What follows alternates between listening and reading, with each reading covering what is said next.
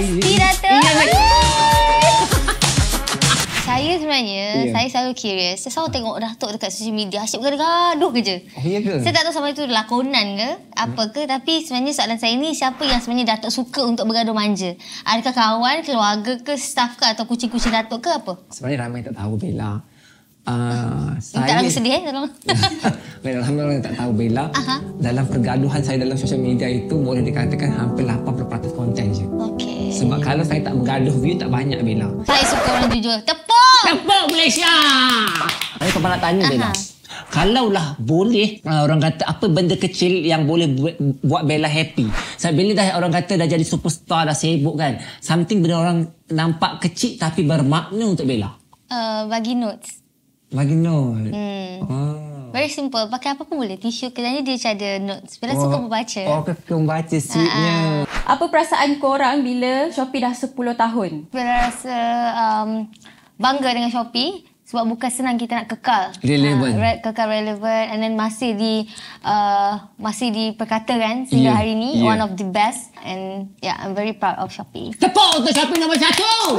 Okey, kalau untuk Papa pula sebenarnya, Papa nak ucapkan ribuan tahniah kepada Shopee Malaysia khususnya. Dan yang paling penting, banyak sangat membantu melahirkan usahawan-usahawan yang nothing dan berjaya. Berjaya sehingga Dan Bella bayangkan ada yang ibu tunggal, suri rumah, pelajar yang buat affiliate dan berjaya sampai ke hari ini. Jadi Shopee ni banyak bagi peluang pekerjaan, bagi ibu tunggal berjaya, bagi rezeki dekat saya.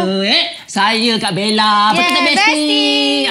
Tanpa Shopee siapalah kita Bella? Betul. Tepuk untuk Shopee. Okay. Korang ingat tak lagi barang pertama yang korang beli dekat Shopee? Okey, kalau Papa Bella, barang pertama yang Papa beli kat Shopee adalah seluar dalam Bella. Boxer. Dia jujur, Papa suka boxer sebab Papa suka pakai jubah kat rumah.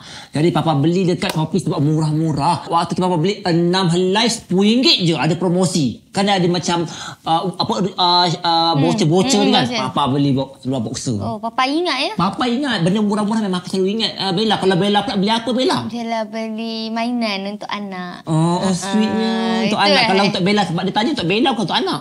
Okey, kalau untuk Bella, Bella rasa benda-benda yang merepek. Apa dia? Hair straightener, air rambut. Air rambut. Itu yang pertama untuk Bella.